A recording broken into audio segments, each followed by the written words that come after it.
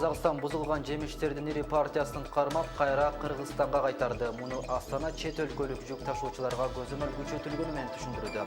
Алдыда мына ушул жана башка жаңылыктардын топтому менен ынтымактын эфирдик убактысын кабарлардын күндүзгө чыгарылышы улантат. Түз эфирде мен Дөлөтбек Кочкорбаев. Саламатсыздарбы?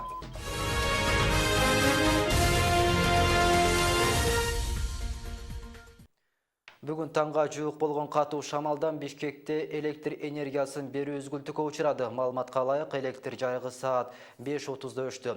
Ушул тапта бузулган түйүндөр жана электр жарыгысыз калган элдин саны такталып жатат. Ал эми Бишкектеги Зеленстрой ишканасы саат 5:30да шамал башталгандан бери шаарда 3 жерде дарак кулаганын билдирди. Алардын экөө Толстой жана Жибек жолу көчөлөрүндөгү автоунаа жүрчү жолго кулаган. Ишкананын кызматкерлери жол тазаланганын маалымдады. Таласта катуу шамал катталды. Өзгөчө кырдаалдар министрдин гидрометеорология агенттигинин берген маалыматына ылайык, Талас облусунун Кара-Бура районундагы Кызыл Адыр айылында 18 октябрда саат 2:40тан 3:20га чейин ылдамдыгы секундасына 25 метрге чейин жеткен катуу шамал катталган. Мындан сырткары Кара-Балта шаарында жана Бишкек шаарында ылдамдыгы секундасына 20 метрге чейин жеткен шамал катталган. Алдын ала маалыматтар боюнча кыйроолор жана жабыркагандар жок. Өзгөчө кырдаалдар министрлиги чукул билдирүү таратып, 18 октябрда аба райынын температурасы кескин төмөндөрүн, ал эми батыштан соккон шамалдын ылдамдыгы секундасына 19-24 метрге чейин жетерин маалымдаган. Казакстан бузулган жемиштердин ири партиясын кармап, кайра Кыргызстанга кайтарды. Бул тууралуу Спутник Казакстан өлкөнүн маалымат жана коммуникация министрлигине таянуу менен жазып чыкты. 16 октябрда Кара суу көзөмөл өткөрүү жайында кыргызстандык 20 тоннадан ашуун карантиндик курма, анар, жүзүм кармалган. Ушул эле күнү Кордай бекетинен 2,9 тонна карантиндик алма жүктөлгөн унаа кармалган. Мындан сырткары бузулуп кеткен 3 тонна жүзүмдү Алматыга ташып бара жаткан автоунаа Жамбыл облусунун Барыс аймагынан токтотулган. Жогоруда көрсөтүлгөн жемиштердин 3 партиясы тең кайра артка Кыргызстанга кайтарылган. Эскерте кетсек, буга чейин сүт азыктарын чыгарган кыргызстандык 5 ишканага санитардык нормаларды сактабаган деп Казакстанга продукцияларын алып кирүүгө тыюу салган. Астана чет өлкөлүк жүк ташуучуларга көзөмөл күчөтүлгөнүн кабарлады. Казакстандын инвестиция жана өнүктүрүү министри Женис Касымбектин 17 октябрда журналисттерге билдиргенине караганда, Казакстан чет өлкөлүк жүк ташуучуларга көзөмөлдү күчөтүүдө. Мунун алкагында 2700 жүк ташуучу унаа текшерилип, 193 мыйзам бузуу катталган. Текшерүү полиция, экономикалык жана мамлекеттик ирешени иликтөө органдары менен кошо күнү-түнү жүргүзүлүп жатат, деди министр. 10 октябрдан тарта Кыргызстан менен Казакстандын чек арасында көзөмөл күчөтүлүп, казак тарапка өтүү таталдаган. Жөө адамдардан тартып, жеңил маршруттук каттамдагы жана жүк ташуучу унаалардын өтүүсү оорулогон. Кыргыз өкмөтү Казакстандын үстүнөн ЯИП комиссиясына кайрылды. Анткени бир канча күндөн бери Кыргызстан Казакстан чек арасында өтүү татаалдашып кезек күткөндөрдүн саны арбаган. Мында жашылча жемиштер жарактан чыгып, ишкерлер жабыр тартып жатат. Буга кошо Казакстан Кыргызстандын сүт азыктарына чектөө киргизип, абалды курчутту. Толугураак кийинки материалда. Кыргызстан Казакстан чек арасындагы абал өзгөрүүсүз калууда. Кезек күткөн жарандардын, жүк ташуучу жана жеңил унаалардын саны азайган жок. Мындан улам Кыргыз өкмөтү ЯИПтин комиссиясынын төрагасы Тигран Саркисянга кат жолдоду. Анда коңшу өлкө биримдиктин талаптарын аткарбай, чек арадан өтүүнүн татаалдаштыргандыгы айтылган. Натыйжада көптөгөн ишкерлер жабыркап, жөнөкөй жарандарга тоскоолдуктар жаралып жатат. В рамках ЕАЭС есть несколько уровней. ЯИПтин алкагында бул маселелерди чечүү үчүн бир топ шарттар бар. Аны атайын комиссия, кеңеш, коллега карап чыгат. Эгер көйгөй чечилбесе, биз биримдиктин алдындагы сотко кайрылабыз.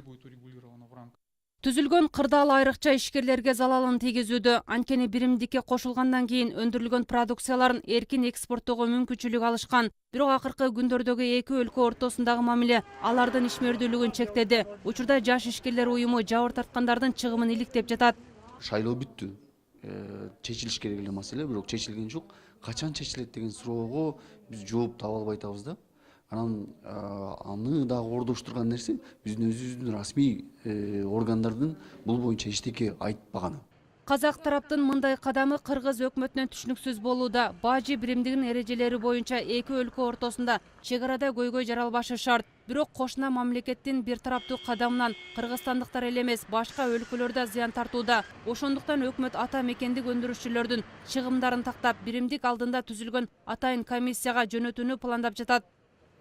Кырдаалга байланыштуу баягы чыгымдарды тарта турган болсок, биз мындай фактылардын баарын чогултуп, бул фактыларды биз сөзсүз түрдө ошол белгиленген тартипте ошол ЕАЭС тин бирдиктүү органдары бар. Ошол органдарга биз кайрылуу же болбосо өзүбүздүн сунушубузду киргизип, бул маселени көтөргөнгө биздин толук мүмкүнчүлүктөр бар.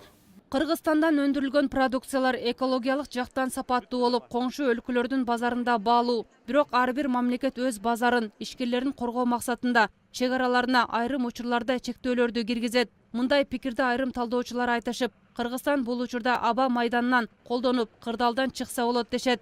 Самолеттор менен бизди грузовой эмени самолеттор менен өнүктүргөнгө аракет кылышыбыз керек да. Тем более ички самолеттор bizde мүмкүнчүлүктөр бар. Ошол эле жана биздин сразу Россиянын рыногуна баргандай кылып. Анан Казакстан талааларындагы жерлер бар мындай. Булар өздөрү жетпей аткан, даже Каспий деңизинин тегерегинен баштап Маңгышлак, анан жогору жагындагы зоналарында баягы даже казактар өзү жетише албайт. Ошол рынокторду акырын алыш керек да. Чек арадагы көйгөй качан чечилерин өкмөт азырынча айта албайт. Евразиялык экономикалык биримдиктин комиссиясына жөнөтүлгөн катты күтүүдөн башка аргасы жок. Ошондуктан кыргыз бийлиги жарандарды бул көйгөйдү түшүнүү менен кабыл алууга чакырат. Гүлзара Бакаева, Рустам Алымбаев, Ынтымак, Бишкек шаары.